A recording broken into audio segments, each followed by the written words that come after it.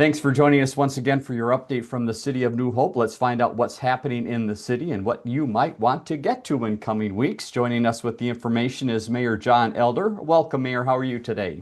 Good morning, Dave. I'm well. How are you? I am very good. We've got a Good. lot to touch on today. We begin, though, with a sad note from the city of New Hope, the passing of a long-time true champion of the city. John, tell us a little bit more about Andy Hoff and the wonderful life he had in service to the city. Yeah, and Andy Hoff, council member was in his 21st year, was on council, came on in 2004, and won a number of re-elections since then. Andy unfortunately passed away end of last week, and uh, really was an incredible man. This is a guy whose passion was service. He was a school teacher in District 281 schools. I don't know how many years, but I think he did Right. it till he was 70 Mm. and retired, realized he still had gas in the tank, and so he went back and substitute taught into his 80s. And Andy and his wife Juanita were such fixtures in the community. They were out at a ton of events. Juanita Hoff had the Northwest Politics cable show Right. through CCX and community programming, and Andy was there, whether he was running a camera, whether he was running the soundboard, whatever Yeah. it was, he was there. And Andy, in my years on council, I never saw him grandstand. He said what he had to say. He said why he felt the way he felt. He tried to explain it to people to so that we could have good conversation. And he was known for that, for Mm. his civility, for his compassion, for his service. And it's tough to not have him there. Hmm. And the day that I was notified that he had passed, I went into the council chambers and looked at the setup of the dais, and uh, it really hit me. Yeah. And the fact is, Andy was a council member when I joined 18 years ago, and he was always there, and he was always somebody we would talk about issues, and if we didn't agree on something, we'd have a spirited debate on it, and both of us left feeling respected. Hmm. And so Andy was a true gentleman. Yeah. Juanita passed a couple years ago, and so it will be different for us as a council. Hmm. It seems odd to say that because that's only 20% of our council, but there's chemistry there. Yeah. And Hmm. as we work through all the issues of the city together, it will be interesting and different not having his voice. So our condolences to the family, Yeah. to the coworkers, and certainly to the community because Andy was loved. Hmm. Andy, people loved Andy, and I Yes. can't tell you the number of houses I stopped at when I was out door knocking for the mayor's role, and it's a number of people said, "Well, does Andy Hoff support you?" People Right. trusted him, Hmm. so Hmm. he's yeah, he'll be missed. He will indeed be missed. Thanks for his service to the city. Absolutely. Speaking of the city council meeting, we wanted to pass one note along from the last meeting, which was on the 27th of May, and that is the Good Citizenship Award. So, great chance to honor some local residents. Yeah, we had a packed city council chambers, and three award recipients were nominated and did receive the awards. They one was for just their kindness and their help to their elderly neighbors, getting them to doctor's appointments, cutting their grass, removing their snow, things people don't have to do. And Hmm. he's really uh, done a great deal for these folks so they can remain in their homes.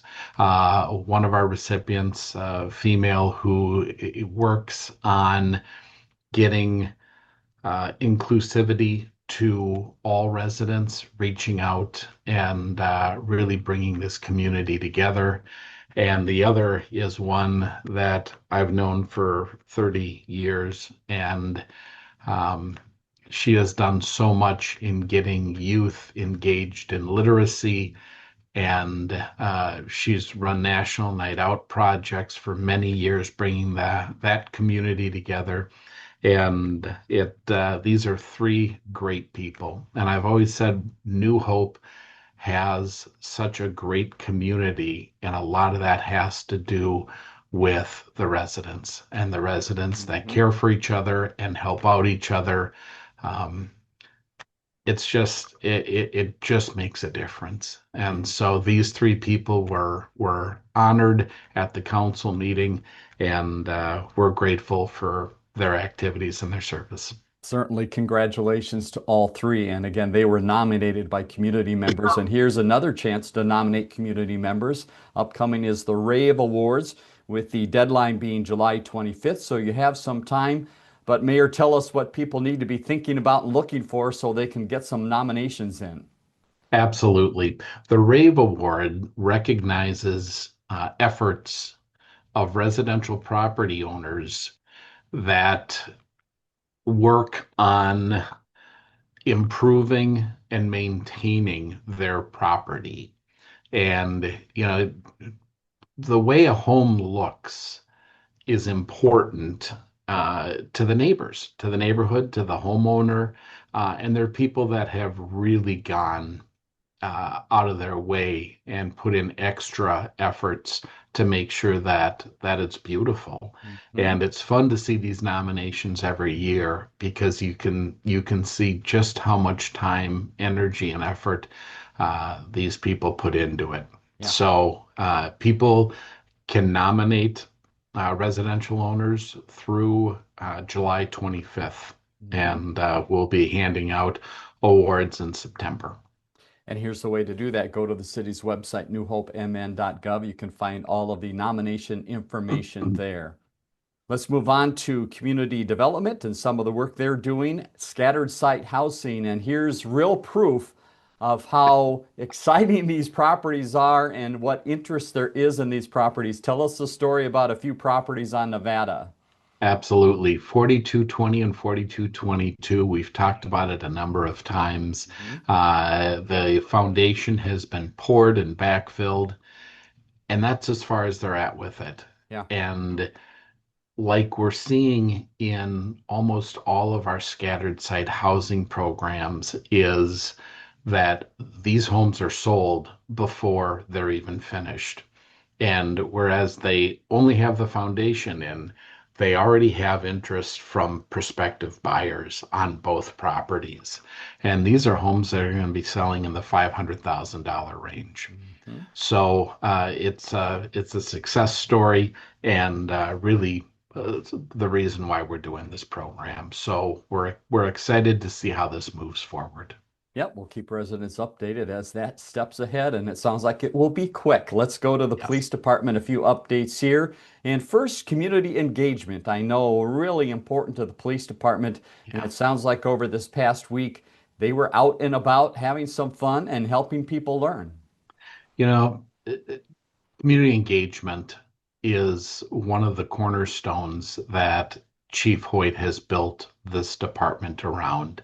And Chief Hoyt, Officers Larson and Callio went to Anthony James Apartments and had coffee with a cop. And that is such a great program because you're able to sit down and actually have conversations. People talk to us with great regularity, um, but it's usually very short, brief conversations. They see us at a restaurant, they see us in a gas station, they see us in a grocery store. Hmm. Um, those are brief, short conversations. The coffee with a cop is where you're actually able to sit down and have a conversation for an extended period of time, whether that's 15, 20 minutes, whatever it is, and continuing to get out and meet the community where they're at. We Hmm. can invite people to City Hall all day long. People don't come to those things Right. as a whole. Hmm. When we get out to where they're at, that is absolutely huge. And so, um, hats off to Chief Hoyt, Officers Larson, and Callio for taking the time to go and do this. It was very well received. I was at an event at Anthony James after they were there, and I heard all about it. So they were very excited to have them there, and I know our staff really appreciated the welcome. Other stops for the police department last week at Northridge Care Center to talk about fraud scams, so to make a presentation to help those residents out, and also a little fun at a carnival at one of the schools in the area, so good for them. Let's Yeah. mention before we leave police calls and incidents over the last week. What did the city see? Yep, as it's getting warmer and nicer out, we're seeing our calls for service increase. It happens every year. They expect it, they plan for it, and address it. There were 470 police-related incidents from May 22nd to the 28th. So again, expected, out of line, no. It's just the way of the world, and they're doing the business. And some of those incidents each week have a little further story behind them, and we wanted to spotlight one of those stories that involves a drone and a dog. Mayor, give us a little more detail on this great effort by one of the officers. A drone, a dog, and a cop all in the same car. Yep. Officer Fitzmaurice was monitoring his squad radio and overheard the Golden Valley Police Department asking for assistance in locating a domestic assault suspect that had multiple outstanding warrants. Officer Fitzmaurice advised dispatch that, hey, he would be able to respond with a drone and his canine. And they very willingly accepted the offer. Hmm. Officer DeMars also came out and assisted, and they went out, utilized the drone, used the dog for tracking, and they were able to safely take the suspect into custody. Just incredible work by Officer Fitzmaurice, Officer DeMars, and of course the canine Nix. Very So, good. and Dave, that's one of the things we look at major incidents that happen in any one of our communities in the Northwest Metro, Hmm. and we're all dispatched by the same place, Hennepin County Sheriff's Office. And when something hits and we need help, officers from other agencies come over and assist us. Yeah, And you're able to turn a police department that has three or four cars on the road to a response of 8 or 10 or 12 cars. sure. And so we work really, really well together. Our officers that are boots on the ground know the other officers. They work well together. We train together, and it's incredible law enforcement in the Northwest Metro. Great work by all of the officers involved. Let's head to Public Works for just one update. And here's a picture for you, proof that it's happening. The South Water Tower has an extra dress on these days. How's that project going? It's going right on schedule thanks to a contractor that's willing to work weekends. Because of the recent rains we've had and the high winds we've had, Hmm. that really cuts down on their ability to do exterior work. So they now have, as you called it, the dress up, and they are going to be doing sandblasting and priming and painting, and they're just moving right along with it. So we're appreciative for their hard work. In our final couple minutes of the update this week, let's hop to Park and Rec and talk about a lot that's happening. You just mentioned the weather related to the water tower. We have weather Yeah, related to entertainment in the park as well. It tried to put a few extra showers in there, but they kept it going, right? they did. They did. And last Wednesday, we had our very first music in the park, and it was the Percolators. And it was a mix of rock, country, blues, and R&B, a little bit of everything. The turnout was a little bit lower because of the rain, Hmm. but those who attended had a great time. I got lots of great feedback on it. Another event now in Park and Rec coming up this weekend where they won't mind the rain because they won't tell that it's there because they're already wet anyway. This is the Big Young Mudder. Tell us more about these folks getting in the mud. Yeah, this is for kids age 6 to 12. It's held at a park in Crystal, and it's an obstacle course, kind of like you see the people do in the military do. Hmm. It's Hmm. and they get really muddy doing it. And it's a great if this is the seventh annual, and so if you have a child 6 to 12 years old, this is going to be on June 6th. I know, strike that, Saturday, June 7th, Hmm. and they're taking registrations until noon on June 6th, so they can contact the Park and Rec department and get signed up for that. It's a it's a fabulous event, and you don't have to put a muddy child in your car. The fire department will hose them down. There you go. What could be better? You bet. Well, as we're recording this on June 4th, their countdown is on for the first farmers market. So tell us again about when, where, and just the excitement that's been building around this. One more day. Yeah. And on Thursday, being tomorrow, the Farmers Market New Hope will kick off. It's open from 3 p.m. to 7 p.m. It is at the New Hope Church, located at 42nd and 169 in the northeast corner.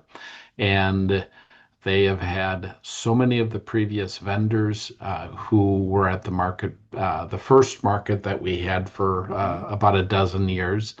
And so there's a lot of buzz and a lot of great excitement, and we're looking forward to getting this started and watching it build. Yeah, make sure you get out there and enjoy.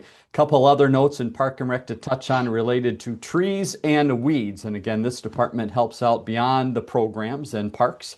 They actually go out into the community and help people out. Tell us about the trees and weeds and what that work looks like. You bet.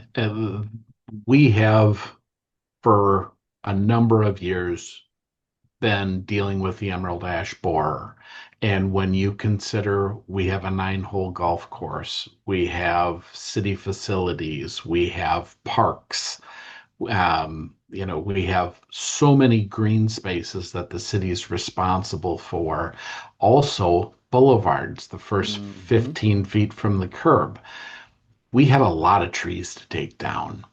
And right now, the way it's looking, we will be able to complete the emerald ash borer removal on city properties this year. And that seems surreal because we've been doing this for so long and put so much money into this, Hmm. but you have to do it. It's property that we're in charge of. Yeah. So we'll be able to get that done, and then we can turn to starting to see how we're able to help residents with it. So their city, our contractor and our public works team, and our park staff have done yeoman's work, Yeah. and we're appreciative to all of it. And then on the weed front, it's that time of the year where those weeds are enjoying the rain that we're having and popping up. Yep, yep. The our weed inspector, our assistant weed inspector, actually has gotten the first north half of the city done for weeds and lawn maintenance. And letters have gone out, and they're working on the southern half of the city right now. There are ordinances about how long your grass can be, and there's ordinance regarding weeds. Hmm. And we get an incredible amount of complaints about people that don't mow their lawn. I was the last year I was in a property where it was mid-thigh height. Mm-hmm. And so you don't want to live next to that. And so we're continuing with this, and it's a lot of work, Yep. but we do a great deal between the Curb Appeal Project, the Rave Awards. We want to keep the city looking nice. Two final notes in Park and Rec. Let's go to the golf course, which has been very busy with the nice weather that we're having. But also that back patio is busy Yeah. as well. This is the time of the year where they really see a spike in use. What happened over the weekend? Yeah, we had the golf course was booming and very, very busy, and they rented out the patio for a high school graduation Hmm. party, and that is such a great plan. We did it with all three of our kids. I didn't have to do any of the maintenance things at my house to get it ready for it. Right. The cleanup is easy. It's a great venue for that. So we continue to do that. And if you saw some extra traffic in the City Hall parking lot over the past weekend, that is for a good reason because the pool was open. And Mayor, how was the turnout? Yeah, I was able to get over there and get around. It was busy. Yeah, I It was bet. busy, and that's what we have it for. I mean, we want people to be out and to use the amenities for the city. Hmm. So we're excited to see it open. The staff has done a remarkable job getting everything up and ready and get it done. So now it's time to enjoy and have a great summer. That's really what it's about. Final note to pass along. You've seen this in city communications throughout the week to keep you up to date, and it's around the 36th Avenue Bridge. What can we tell residents about that bridge, what's been done, and what might still need to be done? Yep, they had to replace a number of the guard rails on it, Okay. and so they have replaced those, and they painted the 36th Avenue Bridge. The pedestrian bridge was painted recently, Hmm. but there was some nighttime closures, 10 p.m. to 5 a.m. They closed exactly at 10 p.m. and it was open by 5 a.m. Right. So we're glad that that's done and taken care of, and we're looking forward to when they'll be doing the Medicine Lake Road Bridge. That's the Okay. next bridge to be done. Hmm. Uh, Scheduled for this year will not be this year. It will likely Okay. be next year. So people on the south end of town, I'm sorry, but it'll be problematic. But it we have to keep those obviously in good working order. Yep, understand. All right. Well, thank you so much, Mayor, for the update today. New Hope You residents, bet. hopefully you're up to date and stick with us. A look at a few events that are coming up in the community that you might want to get on your calendar. Mayor, have a great week. Thanks for your time. We'll see you again next week. Dave, thank you. You too, sir.